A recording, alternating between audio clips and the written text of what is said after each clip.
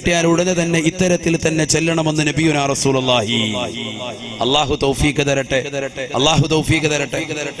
ഈ രണ്ട് സമയങ്ങളും പ്രഭാത സമയവും പ്രദോഷ സമയവും, രണ്ട് നേരവും ഉദയ സമയവും അസ്തമയ സമയവും പടച്ച റബ്ബ് പറയുന്നത് ഈ ദിക്ർ അവസാനിപ്പിച്ചുകൊണ്ടാണ്. അല്ലാഹുമ്മ അജിർനി മിനന്നാർ, നരകത്തെ തൊട്ട് എന്നെ നീ കാക്കണേ അല്ലാഹ്. ചോദ്യം നോക്കി ശ്രദ്ധിക്കും, നിങ്ങൾ ശ്രദ്ധിക്കുന്നുണ്ടോ? ഇനി നോക്കി, ഇശാ മഗ്‌രിബിനിടയിൽ പള്ളിയിൽ നടക്കുന്ന ഹദ്ദാദ്, അല്ലെങ്കിൽ ഇശാഇന് ശേഷം നടക്കുന്ന ഹദ്ദാദ്. അല്ലാഹുമ്മ ഇന്നാ നസ്അലുക റിളാക വൽ ജന്ന വനഊദു ബിക മിൻ സഖതിക വന്നാർ. اللهم إنا نسألك رضاك والجنة ونعوذ بك من سخطك والنار. അല്ലാഹുവേ, പടച്ച റബ്ബേ, നിന്റെ പൊരുത്തം ഞങ്ങൾക്ക് നൽകണേ അല്ലാഹ്. ആ പൊരുത്തത്തിൽ അധിഷ്ഠിതമാകുന്ന സ്വർഗം നൽകണേ അല്ലാഹ്. വനഊദു ബിക മിൻ സഖതിക വന്നാർ. അല്ലാഹുവേ, പടച്ച റബ്ബേ, നിന്റെ കോപത്തെ തൊട്ട് ഞങ്ങളെ നീ കാക്കണേ അല്ലാഹ്. ആ കോപത്തിലൂടെ എത്തിച്ചേരുന്ന നരകത്തെ തൊട്ടും ഞങ്ങളെ നീ കാക്കണേ അല്ലാഹ്. വനഊദു ബിക മിൻ സഖതിക വന്നാർ. എപ്പോഴാ ചെല്ലുന്നത്? ഹദ്ദാദിൽ ചെല്ലുന്ന ദിക്റാണിത്, ഹദ്ദാദിലുള്ള പ്രാർത്ഥനയാണിത്. ഇതിനാരാ ഹദ്ദാദ് ഓതുന്നത്? പള്ളിയിലെ ഉസ്താദ് ഓതിയില്ലെങ്കിൽ നമ്മൾ നാട്ടുകാരെ ബഹളം ഉണ്ടാക്കും, ഉസ്താദിനെ വേഗം പിരിച്ചുവിട്ടേക്കും. ഉസ്താദ് ഓതിയില്ലെങ്കിൽ പ്രശ്നം, ഓതാൻ ഒരാളും ഇല്ല ഉസ്താദിന്റെ കൂടെ. മുത്തഅല്ലിമീങ്ങൾ ഓതിയില്ലെങ്കിൽ പ്രശ്നം, അവരുടെ കൂടെ ഇരുന്ന് ഓതാൻ ഒരാളും ഇല്ല. ഇതാണ് കാലഘട്ടം. അല്ലാഹു കാത്തിരക്ഷിക്കട്ടെ. എന്താണ് ഹദ്ദാദ് റാത്തീബ്? എന്താണ് ഹദ്ദാദ് റാത്തീബ്? എല്ലാ മഹത്തുക്കളും എല്ലാ ഔലിയാക്കളും അവരുടെ ജീവിതത്തിൽ കൊണ്ടുവന്ന അദ്കാറുകളാണ്. ഔലിയാക്കൾ ജീവിതത്തിൽ കൊണ്ടുവന്ന ദിക്റാണ് അതിൽ രേഖപ്പെടുത്തിയിരിക്കുന്നത്. അതുകൊണ്ട് അത് പതിവാക്കുന്നവർക്ക് വലിയ കൂലിയാണ്. അല്ലാഹു തൗഫീഖ് തരട്ടെ. 15 മിനിറ്റ് അല്ലെങ്കിൽ 20 മിനിറ്റ് അതിന് പോവുള്ളൂ. അതിന്റെ ഹദ്ദാദ് റാത്തീബ് എന്ന് പറഞ്ഞ പ്രത്യേകമായിട്ട് മലയാളത്തിൽ ഉൾപ്പെടെയുള്ളതാകുന്ന പരിഭാഷയ്ക്ക് സമാനമാകുന്ന പുസ്തകങ്ങൾ വരെ ഇന്ന് ബുക്ക് സ്റ്റാളുകളിലുണ്ട്. സഹോദരിമാര് ശ്രദ്ധിക്കട്ടെ, അതെല്ലാ ദിവസവും പാരായണം ചെയ്യുക. അല്ലാഹു തൗഫീഖ് തരട്ടെ. ഒരുപാട് ദിക്റുകളുണ്ട്. അതിലെ ദിക്റുകൾ മാത്രം എടുത്ത് ചർച്ച ചെയ്യുകയാണെങ്കിൽ ദിവസങ്ങൾ വേണം. ഓരോ ദിക്റിന്റെ മഹത്വം പറയാനാണ്, ഓരോ ദിക്റിന്റെയും. അതിൽ ഒരുപാട് ദിക്റുകൾ എടുത്തിട്ട് പ്രത്യേകമായിട്ട് അദ്ദേഹം എടുത്തെടുത്ത് പറയുന്നുണ്ട്. ഈ ദിക്റിന് ഇന്ന പവിത്രത, ഇന്ന കൂലി പ്രത്യേകം പറയുന്നു. അതാ ഞാൻ പറയാം, അത് മാത്രം പറയാനുണ്ടെങ്കിൽ ഒരുപാടുണ്ട്. അതുകൊണ്ട് ശ്രദ്ധിക്കണം. അല്ലാഹു തൗഫീഖ് തരട്ടെ, അല്ലാഹു തൗഫീഖ് തരട്ടെ.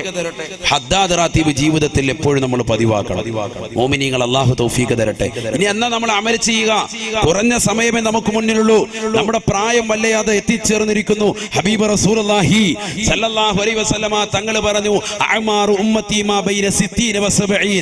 60ന്റെയും 70ന്റെയും ഇടയിലാണ് എന്റെ സമുദായത്തിന്റെ ആയുസ് എന്ന് മുഹമ്മദ് മുസ്തഫ സല്ലല്ലാഹു അലൈഹി വസല്ലമ തങ്ങൾ പറഞ്ഞ ആയുസ്സിലേക്ക് ഇനി എത്രയാണ് നമുക്ക് എടുത്തിട്ടുള്ളത്?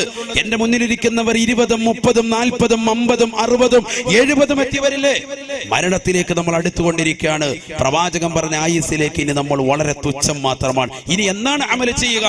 ഇനി എന്നാ അമൽ ചെയ്യാം? നാളെ ചെയ്യാം, മറ്റന്നാൾ ചെയ്യാം, അടുത്ത ദിവസം നിസ്കരിക്കാം, അടുത്ത ദിവസം അമൽ ചെയ്യാമെന്ന് പറഞ്ഞ് ഭിന്നിപ്പിച്ചു കൊണ്ടുപോകാൻ പാടില്ല. ഇതൊക്കെ നമ്മുടെ ജീവിതത്തിൽ കേട്ട അന്നു മുതൽ തുടങ്ങണം. അല്ലാഹു തൗഫീഖ് തരട്ടെ, അല്ലാഹു തൗഫീഖ് തരട്ടെ. നമ്മുടെയൊക്കെ എല്ലാ പള്ളികളിലും മഹല്ലത്തിലുണ്ട് ഹദ്ദാദ് റാത്തീബ്. വന്നിരുന്ന് കൂടിയിരുന്നൊക്കെ ചൊല്ലിക്കൊടുത്താൽ മതി. അല്ലാഹു നമുക്ക് തൗഫീഖ് നൽകട്ടെ.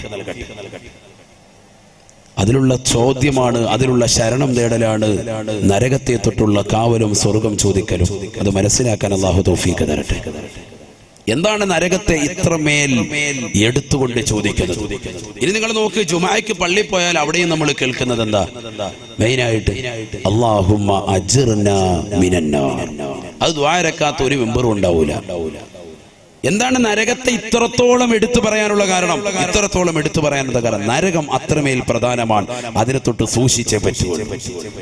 അതുകൊണ്ടാണ് പരിശുദ്ധമായ ഖുർആനിലൂടെ ഹബീബായ റസൂലുള്ളാഹി സ്വല്ലല്ലാഹു അലൈഹി വസല്ലമ തങ്ങൾ തന്റെ പ്രിയപ്പെട്ട അനുയായികളെ വിളിച്ചുകൊണ്ട് ഓതി കൊടുക്കുകയാണ്.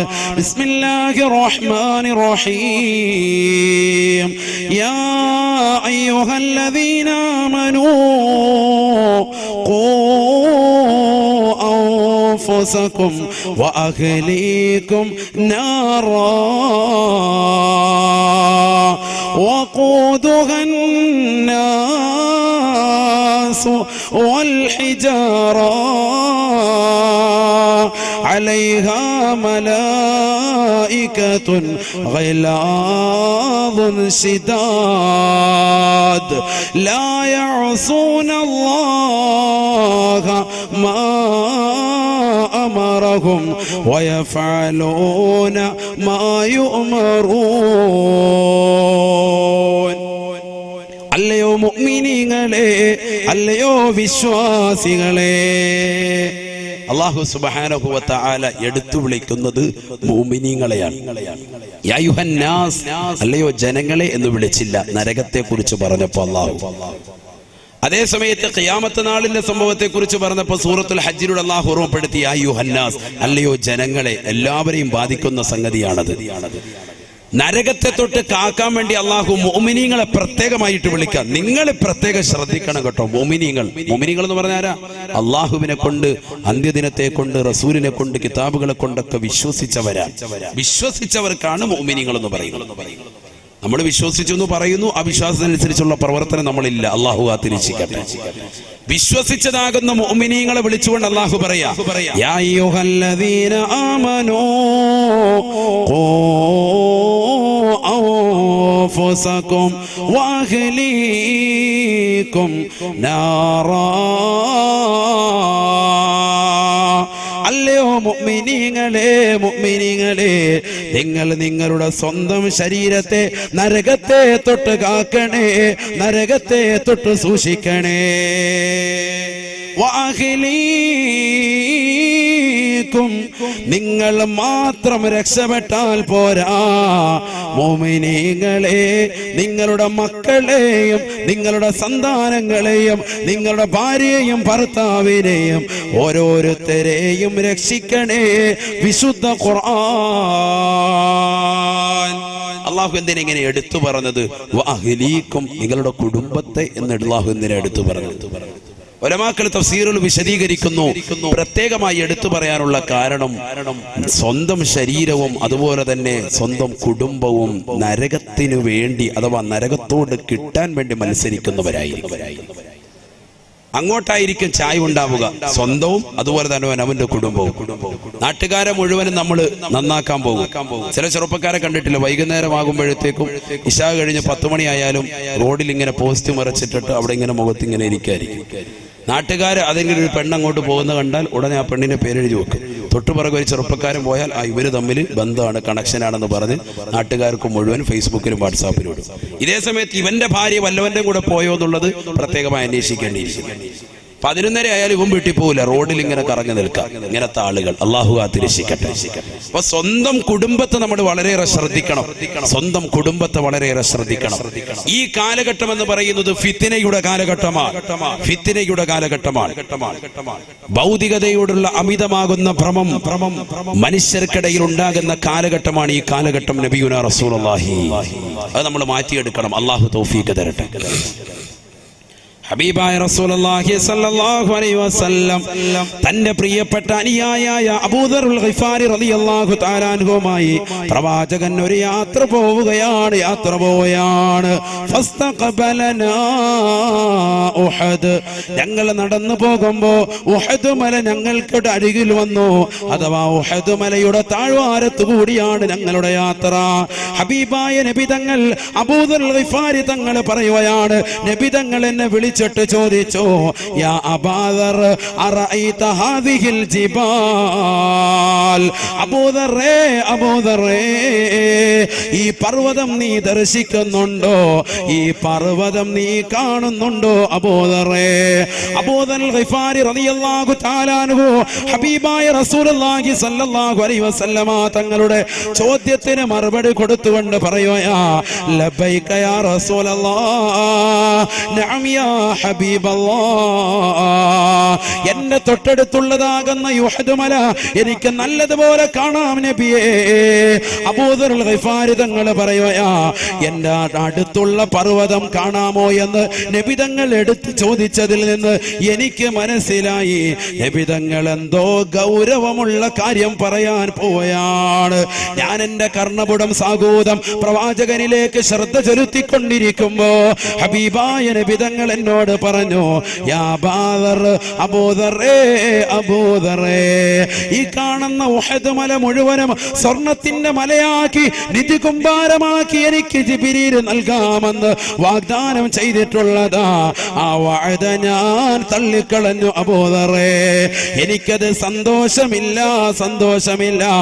ദുനിയാവന്റെ കയ്യിൽ കിട്ടുന്നതിന് എനിക്ക് താല്പര്യമില്ല എന്ന് നബിയുനാ റസൂലുള്ളാഹി സല്ലല്ലാഹു അലൈഹി വസല്ലം ഉഹദ് മല മുഴുവനും സ്വർണ്ണ മലയാക്കി അവിടത്തേക്ക് നൽകാം ജിബ്രീൽ അലൈഹിസ്സലാം എന്ന് പറഞ്ഞത്. അല്ലാഹുവിന്റെ റസൂൽ പറഞ്ഞു, എനിക്ക് വേണ്ട. ആരാണ് പ്രിയപ്പെട്ട ഹബീബ്? ചിന്തിക്കണേ, ചിന്തിക്കണേ. ആയിഷ ബീബി റളിയല്ലാഹു തആല അൻഹ പ്രവാചകനെ കുറിച്ച് പറഞ്ഞില്ലയോ? ആ പ്രവാചകന്റെ കുടുംബത്തെ കുറിച്ച് ഓർമ്മപ്പെടുത്തിയില്ലയോ? മാശബിഅ ആലു മുഹമ്മദിൻ മിൻ യൗമൈനി ഖുബ്സാ, 2 ദിവസം തുടർച്ചയായി പ്രവാചകന്റെ വീട്ടിൽ പുകപ്പ് വന്നിട്ടില്ല, അടുപ്പ് പുകഞ്ഞിട്ടില്ല, ഭക്ഷണം കഴിച്ചിട്ടേ ഇല്ല. 2 ദിവസം തുടർച്ചയായിട്ട് പത്തിരി വെച്ച് ആഹാരമുണ്ടാക്കിയ ചരിത്രം പ്രവാചകന്റെ കുടുംബത്തിലുണ്ടായിട്ടില്ല. ആര് പറയുക? സഹധർമ്മിണി ആയിഷ സിദ്ദീഖ റളിയല്ലാഹു അൻഹ. അല്ലാഹു മനസ്സിലാക്കാൻ തൗഫീഖ് തരട്ടെ. ദാരിദ്ര്യത്തിന്റെ പരമകാഷ്ഠ ചിന്തിച്ചു നോക്ക്. ഹബീബായ റസൂലുള്ളാഹി സ്വല്ലല്ലാഹു അലൈഹി വസല്ലം ആ പ്രവാചകന്റെ പ്രിയപ്പെട്ട പത്നിയാകുന്ന ആയിഷ ബീവി പറയുകയാണ്, മാ ശബിഅ ആലു മുഹമ്മദിൻ മിൻ യൗമൈനി ഖുബ്സാ, 2 ദിവസം തുടർച്ചയായിട്ട് പത്തിരി കഴിച്ചതായിട്ട് ഞങ്ങളുടെ കുടുംബത്തിലില്ല. അള്ളാഹു മനസ്സിലാക്കാനുള്ള തൗഫീഖ് തരട്ടെ. ഇന്ന് നമ്മുടെയൊക്കെ ജീവിത ചുറ്റുപാട് ചിന്തിച്ചു നോക്ക്. 3 നേരം 4, 5 ഒക്കെ ആയി മാറിയിരിക്കാം ഒരു ദിവസത്തിൽ. ആർഭാടങ്ങൾ കടന്നു വന്നു. ഈ സാമ്പത്തിക പരാധീനതയുള്ള ഈ സമയത്തും മുസ്ലിം സഹോദരിമാർ, മുസ്ലിം അമ്മമാർ, മുസ്ലിം സഹോദരങ്ങളാണ് കടകളിൽ സാധനം വാങ്ങാൻ ഏറ്റവും കൂടുതലുള്ളത്. ഇല്ല എന്ന് പറയാൻ പറ്റുമോ? തുണി പർച്ചേസ് ചെയ്യാൻ ഏറ്റവും കൂടുതൽ ടെക്സ്റ്റൈൽ ഷോപ്പുകൾ ആരാ? നമ്മുടെ താത്താമാര് തന്നെ. ചെരുപ്പ്, ഷൂ, ഒരു വീട്ടിൽ തന്നെ എത്ര ജോഡി ചെരുപ്പുകളാ ഉള്ളത്? എത്ര ജോഡി ചെരുപ്പാ ഉള്ളത്? നമ്മൾ വീടിന്റെ വാതിൽക്കൽ തന്നെ ഷെൽഫ് അടിച്ച് ഇങ്ങനെ വെച്ചിരിക്കുക അല്ലേ? എത്ര ജോഡി ചെരുപ്പാണ് ഇതിലുള്ളത്? ഒന്ന് ഓരോരുത്തരും ചിന്തിച്ചു നോക്ക്. വില കൂടിയ ചെരുപ്പ്, ലെതറിന്റെ ചെരുപ്പുകൾ ഇങ്ങനെ ഇരിക്കുകയാണ്. 2000-ന്റെയും 3000-ന്റെയും പല കമ്പനികളും, എഗോസിന്റെ കമ്പനി ഉൾപ്പെടെയുള്ള എല്ലാ കമ്പനികളും ഉൾപ്പെടെയുള്ള ചെരുപ്പുകളുണ്ട്.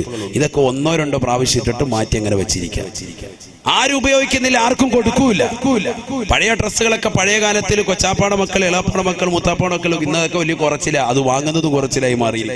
ഇന്ന് അവർക്കൊന്നും വേണ്ട, കൊടുക്കുമ്പോൾ പറയും വേണേ 2 ചട്ടം നമ്മൾ തരാം. ചെറുപ്പക്കാർക്ക് എല്ലാവർക്കും, സഹോദരങ്ങൾ ഉൾപ്പെടെ ഓരോരുത്തരും ചിന്തിക്കുക, എത്ര ജോഡി ഡ്രസ്സ് നമുക്കുണ്ട്, എത്ര ജോഡി ചെരുപ്പുകളുണ്ട്. ഓരോരുത്തരും അവനവന്റെ കണക്കെടുക്കും. സഹോദരിമാര് ചിന്തിക്കും, എത്ര മിടിയും ടോപ്പുണ്ട്, എത്ര ചുരിദാറുണ്ട്, എത്ര പർദ്ദയുണ്ട് ഓരോരുത്തർക്കും. അള്ളാഹു മനസ്സിലാക്കാനുള്ള ബോധം തരട്ടെ. ഹബീബായ റസൂലുള്ളാഹി സ്വല്ലല്ലാഹു അലൈഹി വസല്ലമ തങ്ങളുടെ പ്രിയപ്പെട്ട ഭാര്യയായ ആയിഷ സിദ്ദീഖ റളിയല്ലാഹു അൻഹ പറയുകയാണ്, ഞങ്ങളുടെ വീട്ടിൽ പട്ടിണിയാണെന്ന് മാത്രമല്ല, അടുത്തുള്ള അനുയായികൾ തെറ്റിദ്ധരിക്കാൻ വേണ്ടി, പ്രവാചകന്റെ കൂട്ടുകാർ തെറ്റിദ്ധരിക്കാൻ വേണ്ടി, അഥവാ പ്രവാചകന്റെ വീട്ടിൽ ഭക്ഷണമുണ്ടെന്ന് മനസ്സിലാക്കാൻ വേണ്ടി അടുപ്പിൽ പഴയ തുണി കത്തിച്ചുകൊണ്ട് അടുപ്പിലൂടെ പുക വെളിയിലേക്ക് വിടുമായിരുന്നു അത്രേ. പഴയ തുണി എടുത്തിട്ട് അടുപ്പിലിട്ട് കത്തിച്ചിട്ട് അതിന്റെ പുക ഇങ്ങനെ വെളിയിക്കൂടെ വിടും. അടുപ്പിലൂടെ. എന്തിനാ? അയൽവാസികൾ മനസ്സിലാക്കട്ടെ, നബിയുടെ കുടുംബത്തിൽ ഇന്നും കുഴപ്പമൊന്നുമില്ല, നല്ല ഫുഡാണെന്ന് മനസ്സിലാക്കട്ടെ. ഇതൊക്കെ നമ്മുടെ സമൂഹത്തിലുണ്ട്, നമ്മുടെ അയൽവാസികളുണ്ട്. അവരും ഇത്തരത്തിൽ അടുപ്പിൽ ഇങ്ങനെ പോയിക്കും. കാരണം എന്താ? അഭിമാനശതും ഭയന്നിട്ട് ഇവിടെ ഭക്ഷണമൊക്കെ ഉണ്ടെന്ന് കരുതിക്കോട്ടെ എന്ന് കരുതിയിട്ട് പോയി നോക്കുമ്പോൾ അറിയാം അവരുടെ കലത്തിൽ എന്താണുള്ളത്. അങ്ങനെ പോയി നോക്കിയില്ലേ ഒരു വ്യക്തി, സയ്യിദുനാ ഉമർ ബിൻ ഖത്താബ് റളിയല്ലാഹു തആല അൻഹു ഹബീബായ നബി തങ്ങളുടെ വീട്ടിലേക്ക് കടന്നു ചെല്ലുകയാണ്. ബഹുമാനപ്പെട്ട ഉമർ ബിൻ ഖത്താബ് തങ്ങളുടെ പ്രിയപ്പെട്ട മകളാകുന്ന ഹഫ്സ ബീവിയുടെ ഊഴമായിരുന്നു അന്നത്തെ ദിവസം. അഥവാ പ്രവാചകൻ ഹഫ്സ ബീവിയുടെ കൂടെ കഴിയുമ്പോ ബഹുമാനപ്പെട്ട ഉമർ ബിൻ ഖത്താബ് തങ്ങൾ അങ്ങോട്ട് കടന്നു ചെല്ലുകയാണ്. റസൂലുള്ളാഹിയുടെ അടുക്കൽ വന്നുകൊണ്ട് സലാം ചൊല്ലി അള്ളാന്റെ റസൂലിനെ നോക്കുമ്പോ ഹബീബായ നബി തങ്ങൾ കടക്കുന്നത് ഈന്തപ്പന ഓല വിരിച്ചതാകുന്ന പായയിലാണ്. അല്ലാ, ഹബീബായ നബി തങ്ങളുടെ സുന്ദരമായ ആ പൂമേനിയിൽ ഈന്തപ്പന ഓലകളുടേതാകുന്ന അടയാളങ്ങൾ പ്രവാചകന്റെ ശരീരത്തിൽ കാണാമായിരുന്നു. ഇത് കണ്ടപ്പോ ബഹുമാനപ്പെട്ട ഉമർ ബിൻ ഖത്താബ് റളിയല്ലാഹു തആല അൻഹു പൊട്ടിക്കരയുകയാണ്. അടുക്കളയിലേക്ക് പോയി നോക്കുമ്പോ ഹബീബായ നബി തങ്ങളുടെ വീടാ. ആരാണ് പ്രവാചകർ സഹോദരങ്ങളെ? അറബ് നാട്ടിലെ മാമലകൾ മുഴുവനും കനക കൊട്ടാരമായിട്ട് തിരുസവിധത്തിൽ തരട്ടെ എന്ന് ജിബ്രീൽ എന്ന മാലാഖ വന്നുകൊണ്ട് ചോദിക്കുമ്പോ വേണ്ട എന്ന് പറഞ്ഞുകൊണ്ട് പരിത്യാഗത്തിന്റെ ആത്മീയ വലയത്തിലേക്ക് ഉൾവലിഞ്ഞ ഹബീബ് മുഹമ്മദ് മുസ്തഫ ആ പ്രവാചകന്റെ വീട്ടിലെ അവസ്ഥയാണ്. ഉമർ ബിൻ ഖത്താബ് റളിയല്ലാഹു തആല അൻഹു നബിയെ നോക്കുമ്പോ പട്ടിന്റെ മെത്തയില്ല, നബിയെ നോക്കുമ്പോ തേക്കിന്റെ കട്ടിലില്ല, നബിയെ നോക്കുമ്പോ സുന്ദരമായ തലയിണയില്ല. പ്രവാചകൻ കിടക്കുന്നത് ഈന്തപ്പന ഓല വിരിച്ചതായ വിരിപ്പിലാ. ആ വിരിപ്പിൽ നിന്ന് ഉമർ ബിൻ ഖത്താബ് തങ്ങളെ കണ്ടപ്പോ എണീറ്റിരുന്ന പ്രവാചകന്റെ പുറത്ത്, പ്രവാചകന്റെ പൂമേനിയിൽ അടയാളങ്ങൾ ഉണ്ടായിരുന്നുവെന്ന് ഉമർ ബിൻ ഖത്താബ്. കരയാതെ മുഅ്മിനേ, കരയാതെ മുസ്ലിമേ, ഈ ചേർത്തും നമുക്ക് കേൾക്കാൻ പറ്റുമോ? ഈ ചരിത്രം നമുക്ക് കേൾക്കാൻ പറ്റുമോ? ഉമർ ബിൻ ഖത്താബ് റളിയല്ലാഹു തആല അൻഹു അടുക്കളയിലേക്ക് ചെല്ലുകയാണ്. ഹഫ്സ ബീവിയുടെ അടുക്കലേക്ക് ചെല്ലുകയാണ്. തന്റെ പ്രിയപ്പെട്ട പൊന്നുമോളാണ്.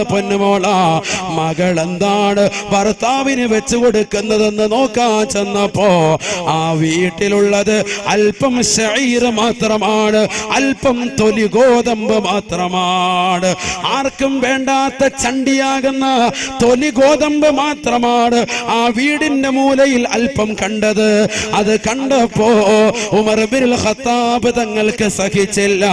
ഫബകാ ബുകാഅൻ ശദീദാ, അതിശക്തമായ രീതിയിൽ പൊട്ടിക്കരഞ്ഞുകൊണ്ട് വിലപിച്ചുകൊണ്ട് പ്രവാചകന്റെ അടുക്കലേക്ക് കടന്നു വന്നുകൊണ്ട് ഉമർ ബിൻ ഖത്താബ് തങ്ങൾ ചോദിച്ചു പോയി, യാ റസൂലല്ലാഹ്, യാ റസൂലല്ലാഹ്, ഫിദാക അബീ വ ഉമ്മീ, ഫിദാക അബീ വ ഉമ്മീ, എന്റെ വാപ്പയും എന്റെ ഉമ്മയും എന്റെ മാതാപിതാക്കളും അവിടുത്തേക്ക് ദണ്ഡം നബിയേ. കിസ്റാ വ കൈസറു യനാമാനി അലാ ഫിറാശി ഹരീർ വ അൻത റസൂലുള്ളാഹ്. കിസ്റയുടെയും കൈസറിന്റെയും അധികാരങ്ങളിൽ ഏറിയിരിക്കുന്നതാകുന്ന ക്രൈസ്തവർ നേതാക്കൾ അവർ അതിസുന്ദരമാകുന്ന രീതിയിലാണല്ലോ അവരുടെ ജീവിതത്തെ കൊണ്ടുപോകുന്നത്. അവർ പട്ടുമെത്തയിൽ ഉല്ലസിക്കുകയാണല്ലോ. അവിശ്വാസികളാകുന്ന കിസ്റയുടെയും കൈസറിന്റെയും രാജാക്കന്മാർ അതിസുന്ദരമാകുന്ന രീതിയിൽ ജീവിക്കുമ്പോ ലൗലാക ലമാ ഖലഖതുൽ അഫ്ലാഖ്, അവിടുന്ന് ഇല്ലായിരുന്നുവെങ്കിൽ പടച്ചിരുന്നുവെങ്കിൽ, അവിടുത്തെ പടക്കാൻ നിയത്താക്കിയിരുന്നില്ല എങ്കിൽ ഈ ഉലകം തന്നെ പടക്കൂല എന്ന് അള്ളാഹു പ്രഖ്യാപിച്ച നബിയേ, അവിടുന്ന് ഈ പട്ടുമെത്തയിലല്ലോ, ഈ ഈന്തപ്പന ഓലയിലല്ലയോ കിടക്കുന്നത്.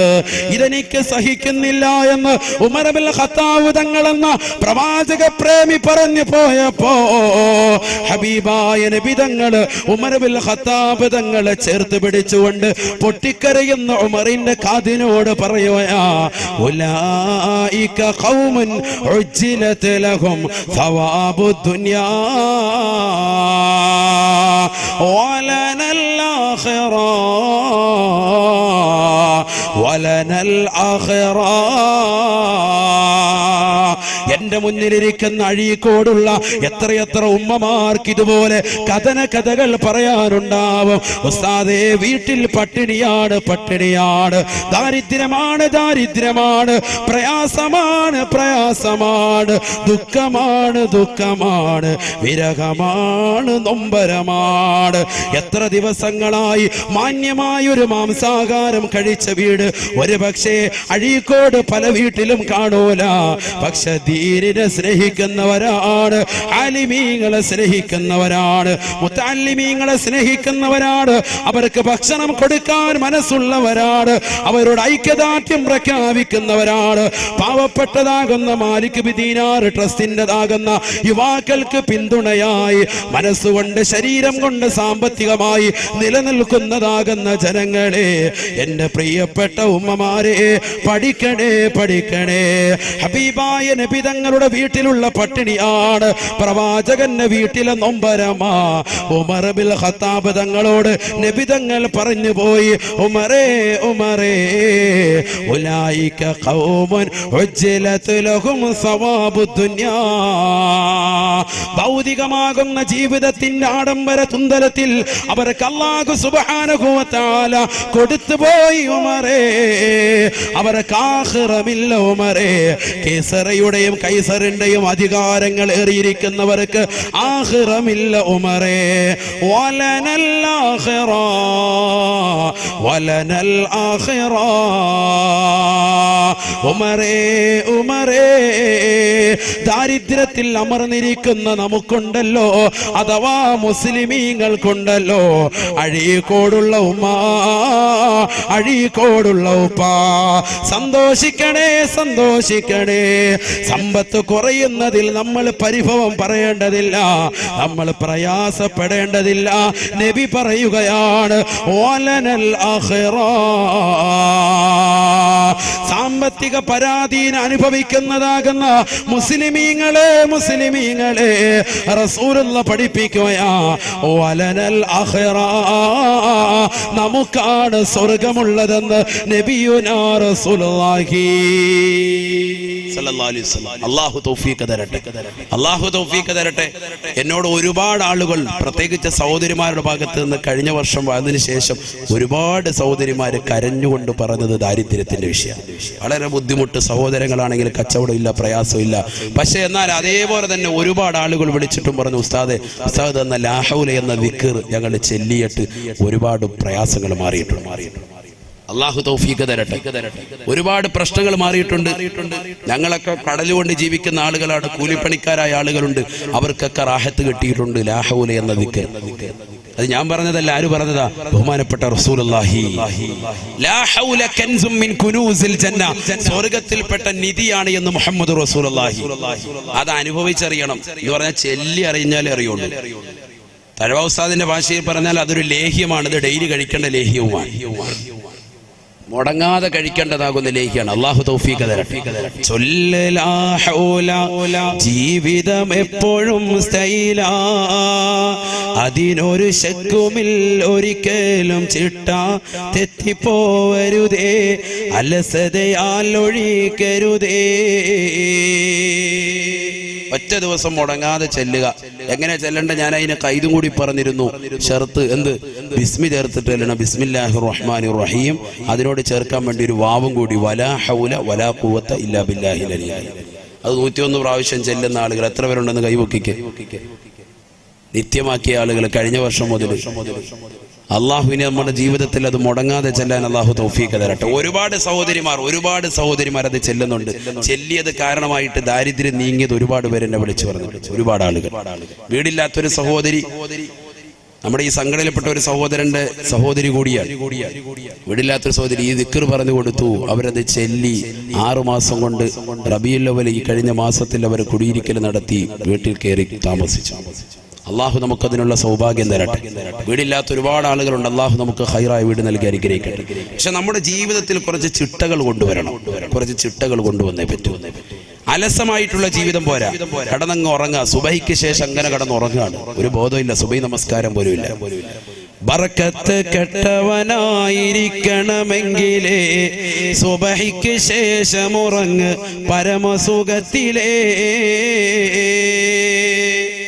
ബറക്കത്ത് കെട്ടവനായിരിക്കണമെങ്കിലേ സുബഹിക്ക് ശേഷം ഉറങ്ങ് പരമസുഖത്തിലേ. ബറക്കത്ത് കെട്ട മനുഷ്യനാകണമെങ്കിൽ എന്ന് പറഞ്ഞാൽ ബറക്കത്തില്ലാത്തവനാകണമെങ്കിൽ എന്ത് ചെയ്താൽ മതി? സുബഹി കഴിഞ്ഞ് ഉറങ്ങിയാൽ മതി എന്ന് ബഹുമാനപ്പെട്ട ശൈഖുന തഴവ ഉസ്താദ്, അള്ളാഹു കാത്തിരക്ഷിക്കട്ടെ. അഥവാ സുബഹി നമസ്കാരം കഴിഞ്ഞിട്ട് ആ ഉദയം, നമ്മുടെയൊക്കെ പള്ളിയിൽ നമ്മൾ എഴുതി വെച്ചിട്ടില്ലേ, ഉദയം 6:25 അല്ലെങ്കിൽ 6:27, 6:30 ഇങ്ങനെ സമയം കാണും അല്ലേ? നമ്മൾ മനസ്സിലാക്കി എന്താ ഇത്? ഈ ഉദയം മനസ്സിലാക്കിയിട്ട് പലരും എന്താ വല്ല യാത്രയ്ക്ക് പോകുന്നുണ്ടോ? ഈ ഉദയം എഴുതാൻ കാരണം അതുവരെ സുബഹി നമസ്കാരം കഴിഞ്ഞിട്ട് അതുവരെ ഇരുന്നു കൊണ്ട് ദിക്ർ ചെല്ലുന്നവർക്ക് വലിയ ശ്രേഷ്ഠതയാണ്, വലിയ പവിത്രതയാണ്. അള്ളാഹു തൗഫീഖ് തരട്ടെ. നമ്മുടെ ദിക്റും ഔറാദും ഒക്കെ ആ സമയത്തൊക്കെ കൊണ്ട് വെച്ചാൽ വലിയ മഹത്വമാണ്. അള്ളാഹു തൗഫീഖ് തരട്ടെ. യാസീൻ സൂറത്ത് ഓതാം, ഇദാ വഖഅത് സൂറത്ത് ഓതാം, അർ-റഹ്മാൻ ഓതാം, തബാറക സൂറത്ത് ഓതാം. സബഉൽ മുൻജിയാത്ത് എന്നറിയപ്പെടുന്ന രക്ഷയുടെ കവാടങ്ങളാകുന്ന സൂക്തങ്ങളെ പഠിപ്പിച്ചിട്ടുണ്ട് പ്രവാചകൻ. ആ സൂറത്തുകൾ ഓതാം. ആ സമയത്ത് ഓതി കഴിഞ്ഞാൽ പെട്ടെന്ന് ആ സമയം കഴിഞ്ഞു. അരമണിക്കൂർ 3/4 മണിക്കൂറേ ഉണ്ടാവുള്ളൂ. ഈ ഉദയ സമയം വരെ ഉറങ്ങാൻ പാടില്ല. സുബഹി നമസ്കരിച്ചിട്ട് ഉദയ സമയം വരെ ഉറങ്ങാൻ പാടില്ല. ഒരാൾക്ക് ക്ഷീണമുണ്ട്, യാത്രയിൽ ക്ഷീണമാണ്, അദ്ദേഹം ആ സമയത്തിന് ശേഷം ഉറങ്ങലാണ് നല്ലത്. നിത്യേന ഡെയിലി ഒരാൾ സുബഹി കഴിഞ്ഞ് അങ്ങനെ ഉറക്കം ശീലിച്ചാൽ ബറക്കത്തവന്റെ ജീവിതത്തിൽ ഉണ്ടാവൂല. അള്ളാഹു കാത്തിരക്ഷിക്കുമാറാവട്ടെ. ഞാനിത് പറയാനുള്ള കാരണം ഇന്ന് മുസ്ലിം സഹോദരിമാരിൽ ഏറ്റവും കൂടുതൽ അപകടം പെടുന്നിരിക്കുന്ന ഈ വിഷയത്തിലാണ്. സുബഹി കഴിഞ്ഞിട്ട് ഈ സമയത്തുള്ള ഉറക്കം, പ്രത്യേകിച്ച് സഹോദരങ്ങൾ, ചെറുപ്പക്കാരായ ആളുകൾ മടിയന്മാരാകുന്നത്, അലസന്മാരാകുന്നത്, ജോലി ഇല്ലാതാകുന്നത്, കച്ചവടമില്ലാതാകുന്നതിന്റെ ഒക്കെ മർമ്മപ്രധാന കാരണം എന്താ? സുബഹി കഴിഞ്ഞ ഉടനെയുള്ള ഉറക്കാണ്. അത് മാറ്റണം. അള്ളാഹു തൗഫീഖ് തരട്ടെ. അള്ളാഹു തൗഫീഖ് തരട്ടെ. രാവിലെ വ്യായാമത്തിന് നീ പള്ളിയിലേക്ക് അങ്ങോട്ട് പോകും, സുബഹി നിസ്കരിക്കാൻ പള്ളിയിൽ പോ. സുബഹി നമസ്കാരം കഴിഞ്ഞിട്ട് അവിടെ ഇരുന്നിട്ട് അരമണിക്കൂർ ഖുർആൻ ഓതാൻ അറിയില്ലെങ്കിൽ തസ്ബീഹ് എടുത്ത് ദിക്ർ ചൊല്ല്. ഇനി ഒന്നും വേണ്ട, അവിടുന്ന് ഇറങ്ങി തിരിച്ച് വീട്ടിലേക്കുള്ള നടത്തത്തിൽ അല്ലെങ്കിൽ കവലയിലേക്കുള്ള നടത്തത്തിൽ 10 ദിക്ർ ചൊല്ല്. ആ ഉദയത്തിന്റെ സമയം കഴിഞ്ഞിട്ടേ ക്ഷീണമുള്ള ആളുകൾ അല്പം കടക്കാവുള്ളൂ, അല്ലാതെ കടക്കാൻ പാടില്ല. അള്ളാഹു തൗഫീഖ് തരട്ടെ. കാരണം ഇത് ഫിത്നയുടെ കാലഘട്ടമാണ്. ഇത് ഫിത്നയുടെ കാലഘട്ടമാണ്. നബിയുനാ റസൂലുള്ളാഹി സ്വല്ലല്ലാഹു അലൈഹി വസല്ലം അല്ലാഹുവിന്റെ റസൂൽ ഓർമ്മപ്പെടുത്തിയില്ലയോ? സയഅതി അലന്നാസി സമാൻ ഫിത്നത്തുൽ ലറാ ബഅദ ഫിത്നത്തിൻ സറാ. ഒരു കാലഘട്ടം എന്റെ പ്രിയപ്പെട്ട സമുദായത്തിന് കടന്നു വരാനുണ്ട് സാബ. ആ കാലഘട്ടത്തിൽ ഫിത്നയാണ് ഉണ്ടാവുക. എങ്ങനത്തെ ഫിത്നയെന്നറിയുമോ? ഫിത്നത്തുൽ ലറാ ബഅദ ഫിത്നത്തിൻ സറാ. സുഭിക്ഷതയുടെ കാലഘട്ടം കൊണ്ടുള്ള ഫിത്നയ്ക്ക് ശേഷമാണ് പ്രയാസങ്ങൾ അനുഭവിക്കുന്ന, സാമ്പത്തിക പരാധീനതകൾ അനുഭവിക്കുന്ന, കഷ്ടപ്പാടുകൾ ഉണ്ടാവുന്ന ഒരു കാലഘട്ടം അവർക്ക് കടന്നു വരുമെന്ന് നബിയുനാ റസൂലുള്ളാഹി സല്ലല്ലാഹു അലൈഹി വസല്ലം. ആ കാലഘട്ടം അല്ലേ ഇത് എന്ന് ചിന്തിക്കേണ്ടിയിരിക്കും. നിങ്ങൾ നല്ലതുപോലെ ശ്രദ്ധിക്കുക. ആ കാലഘട്ടം അല്ലേ എന്ന് ചിന്തിക്കേണ്ടിയിരിക്കും. ഫിത്നത്തുൽ ലറാ. എന്നാൽ ഹബീബായ റസൂലുള്ളാഹി സല്ലല്ലാഹു അലൈഹി വസല്ലമ തങ്ങൾ പറഞ്ഞു, ഈ ഫിത്നത്തുൽ ലറാ എന്ന സംഗതി എല്ലാവർക്കും പിടികൂടുന്ന സംഗതിയാണ്. എന്ന് പറഞ്ഞാൽ മുസ്ലിമീങ്ങൾക്ക് മാത്രമല്ല, അമുസ്ലിമീങ്ങൾക്കും പിടിപെടും. അതുകൊണ്ടാണല്ലോ ഇപ്പൊ നോട്ട് നിരോധിച്ചിട്ട് ഇപ്പൊ ആർക്കാ ഏറ്റവും കൂടുതൽ കുഴപ്പം? എല്ലാവർക്കും പെട്ടു, എല്ലാരും ബുദ്ധിമുട്ടി അല്ലേ? മുസ്ലിമീങ്ങൾ മാത്രമല്ല ഇതര സമുദായത്തിലേതാകുന്ന പാവപ്പെട്ട സഹോദരങ്ങളൊക്കെ അതിൽ ബുദ്ധിമുട്ട് അനുഭവിക്കുന്നുണ്ട്. ഫിത്നത്തുൽ ളറാ, എല്ലാരെയും പ്രയാസപ്പെടുത്തുന്നുണ്ട്.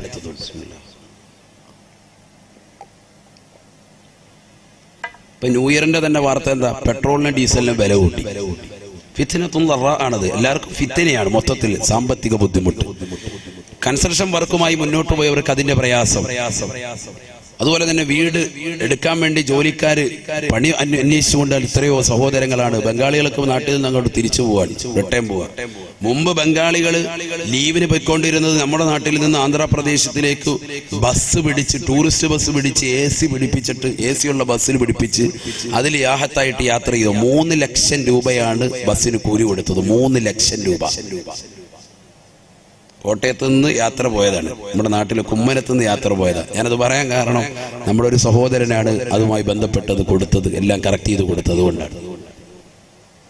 3 ലക്ഷം രൂപ, അത്രത്തോളം വരുമാനം നമ്മുടെ ഈ നാട്ടിൽ വന്ന് ഉണ്ടാക്കിക്കൊണ്ടു പോകുന്നു ബംഗാളികൾ. പക്ഷെ നമ്മൾ അധ്വാനശീലരാകുന്നില്ല. നമുക്കിപ്പോഴും പ്രവാസ ലോകമാണ് അല്ലേ? ഇവിടെ കിട്ടുന്ന 15,000 അവിടെ കിട്ടിയാലും ഒക്കെ നമുക്ക് റാഹത്താണ്. ആ രീതിയിലാണ് നമ്മൾ മുന്നോട്ട് പോകുന്നത്. അതുകൊണ്ട് തന്നെയാണ് ഈ വിപത്തുകളൊക്കെ. നമ്മളൊന്ന് അധ്വാനിക്കാൻ തയ്യാറാകണം. അള്ളാഹു തൗഫീഖ് തരട്ടെ, അള്ളാഹു തൗഫീഖ് തരട്ടെ. ഫിത്നത്തുൽ ളറാ പിടികൂടും മുഹമ്മദ് റസൂലുള്ളാഹി. ഈ ഫിത്നത്തുൽ ളറാ വരുന്നത് സാമ്പത്തിക പ്രശ്നം മാത്രമല്ല. IS ഭീകരരെന്ന് പറയുന്നത് പോലെ മുസ്ലിം സഹോദരങ്ങളെ മാത്രമായി, സഹോദരിമാരെ വേട്ടയാടിക്കൊണ്ടിരിക്കുന്ന കാലഘട്ടവുമായിരിക്കും അതെന്ന് മുഹമ്മദ് റസൂലുള്ളാഹി. അങ്ങനെ ആ കാലഘട്ടം മുന്നോട്ട് പോകുമ്പോ ഹബീബായ നബി തങ്ങൾ പറയുകയാണ്, സയഅതി അലന്നാസി ബഅദ ദാലിക ഫിത്ന. ഫിത്നത്തുൽ ളറായിലൂടെ സുഭിക്ഷതയുടെ കാലഘട്ടത്തിന് ശേഷമുള്ള ളറാഉൽ ബുദ്ധിമുട്ടിൻ്റെതാകുന്ന പ്രയാസത്തിന്റെ കാലഘട്ടം ജനങ്ങൾക്ക് വന്ന് നിൽക്കുമ്പോ ഒരു ഫിത്ന കൂടി കടന്നു വരും. സാബാ ഫിത്നത്തുൻ അമിയാ സമ്മാ, കണ്ണും കാതും അടപ്പിക്കുന്ന ഫിത്നയായിരിക്കും അതെന്ന് നബിയുനാ റസൂലുള്ളാഹി. കണ്ണും കാതും അടപ്പിക്കുന്ന ഫിത്നയാണ് രണ്ടാമതായി കടന്നു വരിക. നമ്മൾ ചിന്തിച്ചു നോക്ക്, ഞാൻ വെറുതെ പറയല്ല, നമ്മുടെ ഈ കാലഘട്ടത്തിന്റെ അവസ്ഥ ചിന്തിച്ചു നോക്ക്. ഒരു 25 കൊല്ലം മുമ്പ് ഇങ്ങോട്ട് 80 അല്ലെങ്കിൽ 85 കാലഘട്ടം മുതൽ 2010 വരെയുള്ള കാലഘട്ടത്തിൽ സുഭിക്ഷതയായിരുന്നു. വീടില്ലാത്ത പലർക്കും വീട് വെക്കാൻ തൗഫീഖ് കിട്ടി. റാഹത്താകുന്ന രീതിയിൽ ജീവിതം മുന്നോട്ട് കൊണ്ടുപോയി. വിവാഹ ജീവിതം നടന്നു. ആ വിവാഹ ജീവിതത്തിൽ സാലിഹ്യങ്ങളാകുന്ന മക്കളായി. നല്ലൊരു വാഹനമുള്ളവരുണ്ട്, നല്ല വീട് വെച്ചവരുണ്ട്, നല്ല കുടുംബം, നല്ല അന്തരീക്ഷത്തിൽ പോകുന്നവരുണ്ട്, ബിസിനസ് റാഹത്തായ നിലയിൽ പോകുന്നവരുണ്ട്. ആ ഒരു കാലഘട്ടമായിരുന്നു. അതുകൊണ്ട് തന്നെ ഒരു ഓട്ടോ വിളിച്ചിട്ട് 90 രൂപയുടെ ഓട്ടോ ആയിട്ടുള്ളെങ്കിലും 100 രൂപ അങ്ങോട്ട് ഓട്ടോക്കാരന് കൊടുക്കും അല്ലെ? 10 രൂപ നീ വെച്ചോന്ന് പറയും. അതാണ് സുഭിക്ഷത. അള്ളാന്റെ റസൂല് പറഞ്ഞത് അങ്ങനെ ഒരു കാലഘട്ടം ഉണ്ടാകും, അത് ഫിത്നയാണ്. മുഹമ്മദ് റസൂലുള്ളാഹി.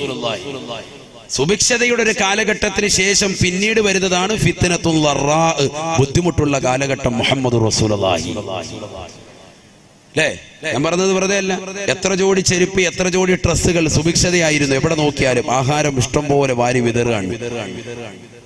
ആഴ്ചയിൽ ഒരു ദിവസമെങ്കിലും മാംസാഹാരം കൊടുക്കണം കുടുംബത്തിനെന്ന് പഠിപ്പിച്ച മതമാണ് പരിശുദ്ധ ശരീഅത്തുൽ ഇസ്ലാം. അത് വ്യക്തമായി രേഖപ്പെടുത്തിയ ഗ്രന്ഥമാണ് ഫത്ഹുൽ മുഈൻ. ആഴ്ചയിൽ ഒരു ദിവസം കുടുംബത്തിന് മാംസാഹാരം കൊടുത്തിരിക്കണം എന്ന് പറഞ്ഞ ആ ഗ്രന്ഥത്തെ നമ്മൾ വിലയിരുത്തുക മാത്രമല്ല, ഡെയിലി വീട്ടിലേക്ക് മാംസാഹാരം കടന്നു വരുന്ന ഒരു അന്തരീക്ഷമായിരുന്നു ഈ കഴിഞ്ഞ 10 വർഷം അല്ലെങ്കിൽ 20 വർഷം നമുക്കുണ്ടായിരുന്നു. എല്ലാ ദിവസവും നമ്മൾ മീൻ വാങ്ങും, എല്ലാ ദിവസവും ഇറച്ചി വാങ്ങും. എന്നാൽ ഇനി ഒരു ഫിത്നയുടെ കാലഘട്ടത്തിലേക്കാണ് നമ്മൾ പോയിക്കൊണ്ടിരിക്കുന്നത്. ആര് പറയാൻ? മുഹമ്മദ് റസൂലുള്ളാഹി സ്വല്ലല്ലാഹി അലൈഹി വസല്ലം തങ്ങൾ പറയുന്നു, ഫിത്നത്തുൽ ളറാ, സാമ്പത്തികപരമായി പ്രയാസം, ശാരീരികപരമായി പ്രയാസം, ജോലിയില്ലാത്ത അവസ്ഥ, മൊത്തത്തിൽ സാമ്പത്തിക ബുദ്ധിമുട്ട്, അങ്ങനെ വരെ സാമ്പത്തിക മാന്ദ്യം പിടികൂടുകയാണ്. ഇങ്ങനെ മുന്നോട്ട് പോകുമ്പോഴാണ് അടുത്ത ഫിത്ന വരുന്നത്. അതേതാ ഫിത്ന?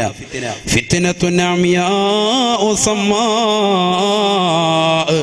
കണ്ണും കാതും അടപ്പിക്കുന്ന ഫിത്നയായിരിക്കും അതെന്ന് നബിയുനാ റസൂലുള്ളാഹി. ഹബീബായ റസൂലുള്ളാഹി സ്വല്ലല്ലാഹു അലൈഹി വസല്ലമ തങ്ങൾ തന്റെ പ്രിയപ്പെട്ട അനുയായികളോട് മിമ്പറിൽ കൈവച്ചുകൊണ്ട് പറയുകയാണ്, സാബാ, ഈ ഫിത്ന മുസ്ലിമീങ്ങൾക്ക് മാത്രമാ. ഫിത്നത്തുൽ ളറാ അഥവാ സാമ്പത്തിക പ്രശ്നങ്ങൾ ലോകർക്ക് മുഴുവനും ഉണ്ടാവുമെങ്കിൽ ഫിത്നത്തുൻ അംയാഉ സമ്മാ കണ്ണും കാതും അടപ്പിക്കുന്ന ഫിത്ന മുസ്ലിമീങ്ങൾക്ക് മാത്രമായിരിക്കും ഉണ്ടാവുക എന്ന് നബിയുനാ റസൂലുള്ളാഹി. അഥവാ മുസ്ലിമീങ്ങൾ കൈകാലിട്ടടിച്ചുകൊണ്ട് രക്ഷിക്കണേ എന്ന് ലോകത്തോട് യാചിച്ചാലും കേണപേക്ഷിച്ചാലും ഒരാള് പോലും അവരെ കേൾക്കൂല, ഒരാള് പോലും അവരെ കണ്ടെന്ന് വരുത്തൂല. കണ്ടില്ലയോ നിങ്ങൾ മ്യാൻമറിലെ റോഹിംഗ്യൻ മുസ്ലിമീങ്ങൾ, പാവപ്പെട്ടതാകുന്ന സഹോദരങ്ങൾ അവരുടെ ശരീരത്തിലേക്ക് കുന്തം കുത്തിയിറക്കിയിട്ട് പച്ചയ്ക്ക് കൊണ്ടുവന്നിട്ട് കത്തിക്കുന്നത് കണ്ടില്ലയോ? അവരുടെ ശരീരത്തിലേതാകുന്ന അവയവങ്ങൾ ഇഞ്ചിഞ്ചായി മുറിച്ചത് കണ്ടില്ലയോ? കുടൽമാല വെളിയിലേക്ക് ചാടിച്ചത് കണ്ടില്ലയോ? വാട്സാപ്പിലും ഫേസ്ബുക്കിലുമായിട്ട് അതിന്റെ ഫോട്ടോകൾ കൊണ്ട് നിറഞ്ഞില്ലയോ?